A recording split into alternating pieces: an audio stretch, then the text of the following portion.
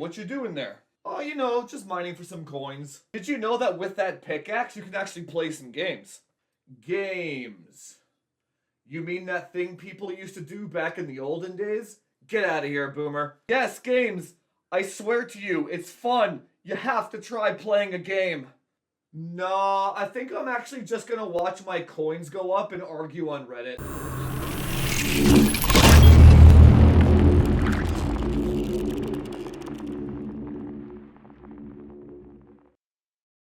Hey guys, welcome to Frame Chasers. Today, we're gonna be doing an old bench off. So I picked up this Zotac RTX 3070 for no other purpose other than to mine with it. Obviously, that's what everyone's doing nowadays. Now, the 3070's main competitor is the 2080 Ti. Nvidia's boasting that the 3070 is faster, 2080 Ti is obsolete. You know the whole story. We're just gonna find out if that's true or not. So do you guys know how I always say, buy the cheapest model you can find and just mod it because it doesn't matter? This card is the perfect example of that. So I was running benchmarks on this thing and it has, this ended up having Samsung memory chips on it. So it can run at 8100, like plus 2100 on the slider. Sorry, 1100? It's at 8100 megahertz. And then it also goes up to 2175 megahertz on a fan, on like an air cooler. So the core speed of this is 2175, memory speed is 8100. And this was like the shittiest model that I could find. Always buy the base model. Always buy the base model. Now, in terms of power limits, I thought about shunting this, but you ended up not having to. You just download the 3070 Strix one. You flash it on this. This gets 350 watt power limit. It doesn't even come close to 350 watts and even in 4K gaming. So if you do have a 3070, just flash that that Strix BIOS on it. You're laughing. No need to shunt this card. Even though I know it's useless in kind of this day and age, I'm going to put Amazon affiliate links down below for Vipers, I guess. Just if you want to buy some Vipers, you know what I mean? No point in putting this shit. The Amazon affiliate links really help me out when it comes to buying things like thermal pads and shit. It's like, it really helps. It really helps. So onto the benchmarks here. So I know we changed our procedure here a little while ago. I'm not going to be doing like the full slew of benchmarks. I'm just going to be running some fresh numbers with the 2080 Ti that I have, the AORS Extreme one, and this, head to head. All I'm doing is Tomb Raider, Strange Brigade, and the Warzone loop. So I'm doing 1080p, 1440p, and 4K in Tomb Raider and Strange Brigade. Then the Warzone loop is going to be 1080p and 1250p.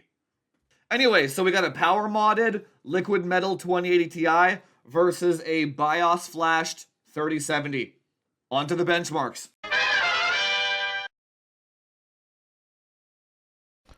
All right, first up, we've got Strange Brigade. It's pretty self-explanatory based on the resolutions at the top. Left is 1080p, middle is 1440p, and the right is 4K. Top is 2080 Ti, bottom is 3070. I mean, it's all there. So pretty much what you can see is these are pretty damn close, like within 10 FPS of each other. 2080 Ti takes the win on all the resolutions here. The reason I use Strange Brigade at all is it's probably the most optimized Vulkan title ever. Like, it's like by far, like, it doesn't matter what architecture you have, doesn't matter what CPU you have, Strange Brigade will scale whatever you have to its absolute maximum potential. So that's why I use Strange Brigade. Results are going to come up here in a second. And feel free to pause the video here if you want to see the actual numbers.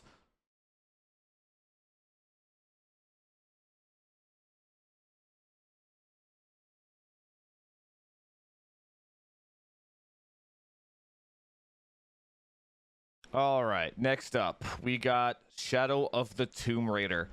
This is another one of those titles where it will scale with anything that you throw at it. So this one is a DX12 title. So we got the best Vulcan that you can get, and then we got the best DX12 that you can get.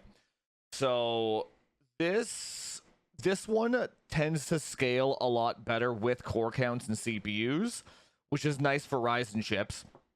But it also scales really well with any kind of architecture, GPU architecture.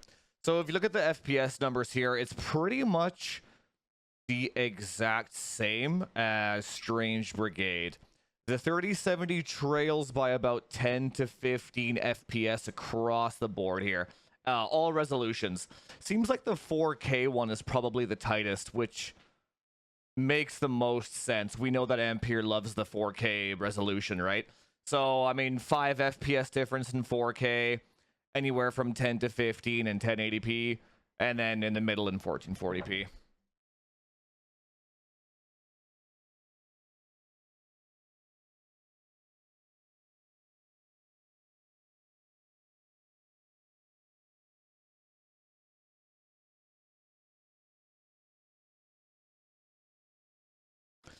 Now, I know this is a really long benchmark, but I wanted to leave the entire thing up just so, I don't know, some people on YouTube have been saying that I've been faking numbers lately, so I want to just leave them all up so anyone can see anything, you know, all full transparency, right? Nothing to hide over here. I don't know, humans be weird, bro.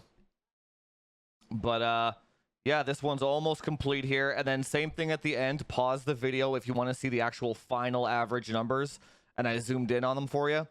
But it kind of goes away really fast, so just hit the pause button if you want to see it, and then up next we'll do some Warzone.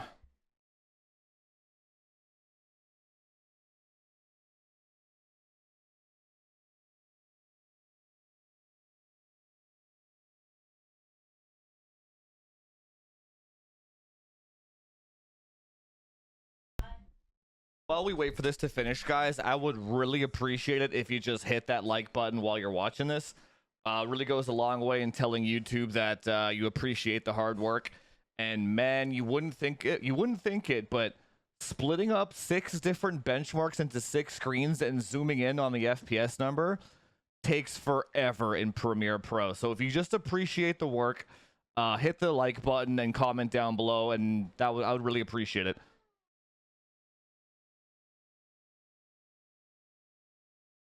All right, we got Warzone. So the first test is going to be 1080p. We're doing the exact same 2 loops we did before. We got the Parliament building in downtown loop, and then we got the farmland hay bale loop that I did. So with these ones, without some kind of bot or automation, it's actually almost impossible to get the exact same trail or path on both, you know, run to run. So with these numbers, don't look so much at the second per second number. Focus instead more on the averages that you see. So in Warzone and 1080p, these 2 GPUs are functionally exactly the same, like within 2 FPS of each other. 100% exactly the same.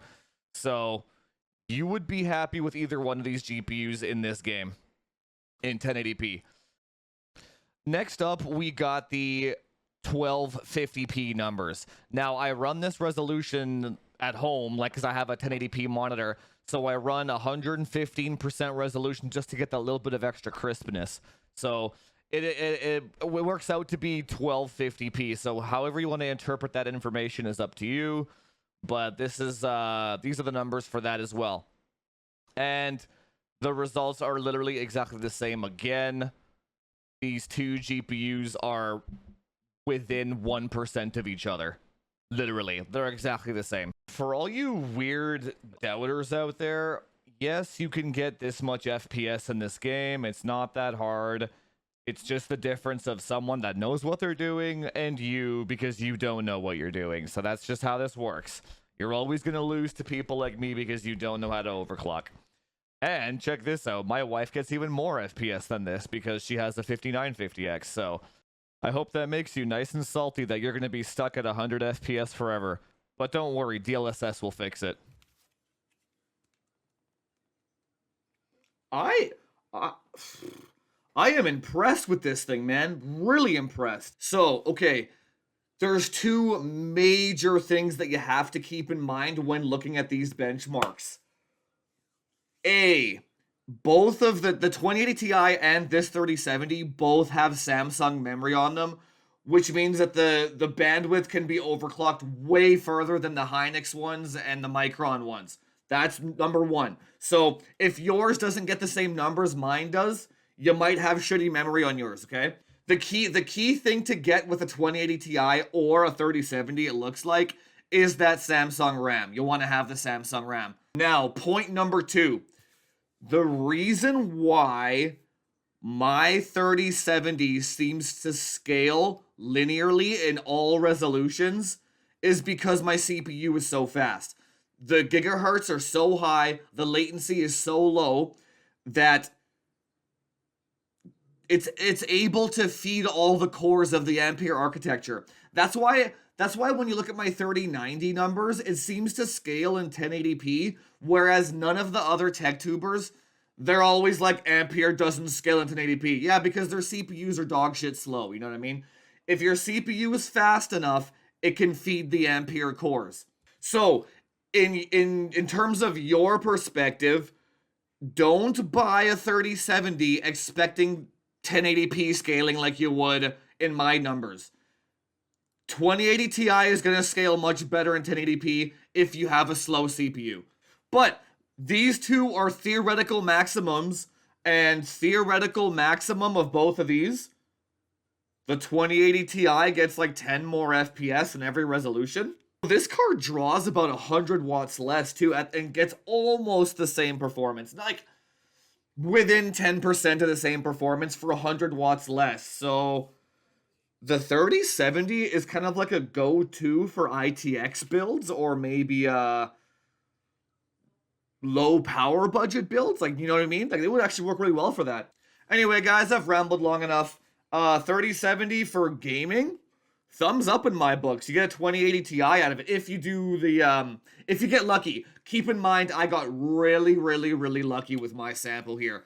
Samsung memory and a good bin. So, like, if you get lucky, it's good. Anyway, guys, if you like the content, hit that subscribe button, do all that YouTube SEO stuff, like, share, subscribe, and comment down below if you have any questions on this thing that I might be able to answer for you.